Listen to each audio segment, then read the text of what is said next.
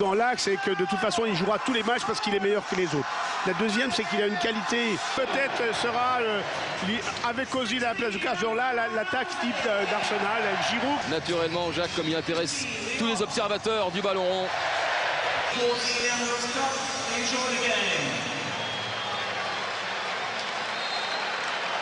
Ramsey et Giroud donnent le coup d'envoi d'un face-à-face inédit pour clore cette 7e édition de l'émission. Avec Dirard, c'est bien fait entre les deux. L'accélération de Ferreira Carrasco, un appel de Falcao, c'est trop fort.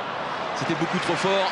Et Chambers qui concède le corner. Monaco qui est beaucoup mieux entré dans son match qu'hier face à Valence. Alors, je pensais exactement la même chose au même moment parce que hier, je l'avais trouvé un peu inquiétant. Et là, franchement, ce qu'ils nous font, c'est très très bien. Mais il y a peut-être... Il a le temps, temporise un petit peu. Ocampos qui est complètement oublié, vous ne le voyez pas. Il était dans la surface de réparation. Il aurait bien voulu réclamer, enfin recevoir ce ballon après l'avoir réclamé. La frappe de Moutinho qui n'est pas cadrée. Ouais, là, ça aurait été mieux quand même d'utiliser la droite, vous avez vu. Nabil Dirard. João Moutinho. Ferreira Carrasco. Face à Montréal. Le centre fort. Oh, oui. On a vu Chesney un peu embarrassé là. Je trouve que son positionnement était un peu bizarre parce qu'il est tourné face à son but. C'est une situation un peu étonnante. Heureusement pour lui que c'est joué encore ça. Voilà, on utilise bien la largeur. Dirard. On trouve des espaces. Dirard pour Falcao. La reprise de la tête de Radamel Falcao. Voilà, ça c'est le jeu évidemment de l'attaquant colombien. On préfère le voir dans la surface de réparation pour essayer de créer le danger. Il arrive comme Moutinho, ils sont 3 autour de Moutinho et du coup les Gunners s'emparent du ballon pour Ramsey, pour Olivier Giroud. Pas de faute de la part de Subasic. Non, il n'y a rien du tout. Après la passe de Ramsey. Giroud, il est un peu court là. Je pense qu'il doit peut-être essayer de frapper tout de suite parce qu'après c'est très difficile. Et Ramsey, c'est quand même un très très bon ballon. Le ballon est fuyant. Et la seule solution qui a donné encore un ballon comme il faut. Ici, on revoit l'action de Kondogbia qui a fait une bonne percussion. Bon, je pense que si... L'arbitre aussi peut-être parce que le ballon est trop loin. Oui, exactement. C'est-à-dire qu'on peut penser que... Moutinho qui est dans la surface de réparation. Et ce ballon qui passe, attention, Lucas Ocampos qui le remet pour Moutinho. Il y avait Arteta à la lutte avec le Portugais. Un petit peu de flottement là dans la défense des Gunners. Oui, tout à fait, parce que là, ça passe sur la droite, ça passe. Ici, on ne sait pas trop quoi faire. C'était une occasion quand même de plus pour Monaco qui, encore une fois, pour le moment, est largement à la hauteur d'Arsenal. C'était renvoyé par Ramsey. Ferreira Carrasco. La frappe de Ferreira Carrasco au-dessus du but de Chesney.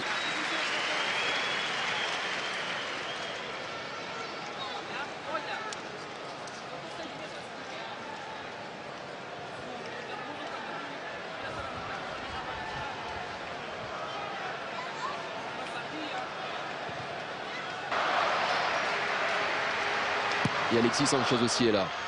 Où c'est repris par Callum Chambers.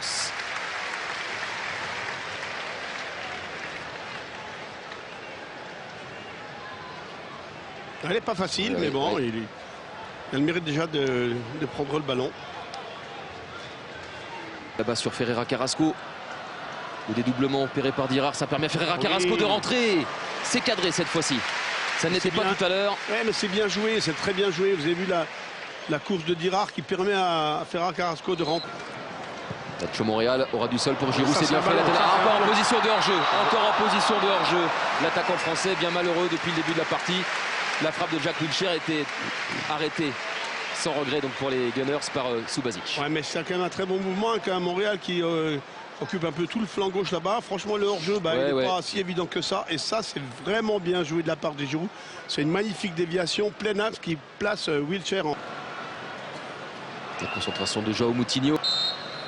Le coup de sifflet d'Atkinson. C'est parti pour le Portugais. Pour Falcao!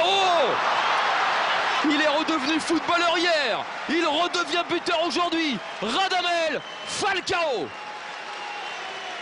1-0 pour Monaco. Il est ému parce que c'est quand même quelque chose pour lui. après ses blessures, revenir, marquer. C'est formidable, hein. C'est formidable.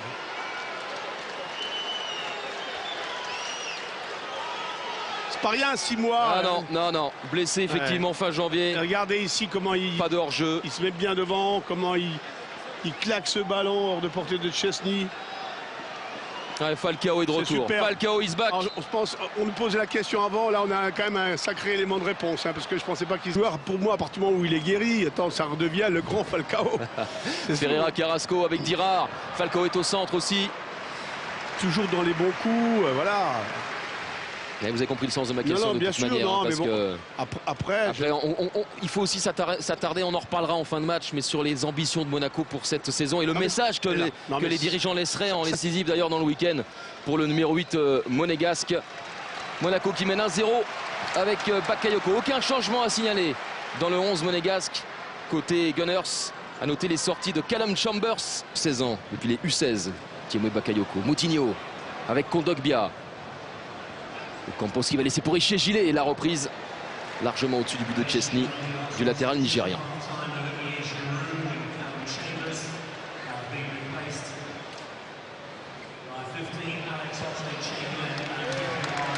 on va voir si Arsenal est capable de hausser le rythme, parce que je pense que...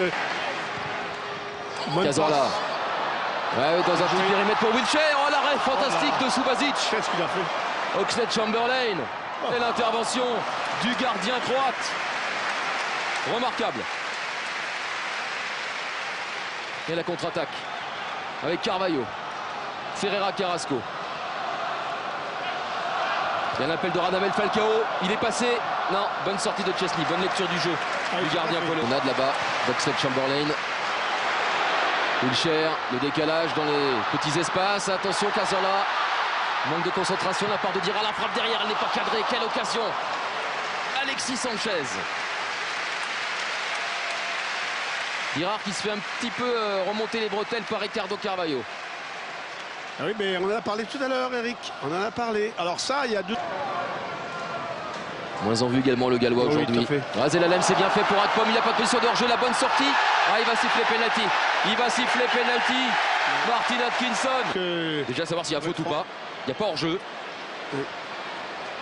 Akpom est couvert par Eché Gillet. C'est dans la surface. Je pense que c'est dans la surface. Regardez. Le ballon dans la surface. Il y a penalty. Indiscutable. Ramsey, c'est parti dans le mur. Dégagement Valère Germain. Les Monégasques s'en sortent très très bien. Zelalem. Quelle passe de Zelalem pour Akpom tout à l'heure. Il va y avoir le feu dans les 8 dernières minutes. Quand même, je pense que Monaco... C'est la fin.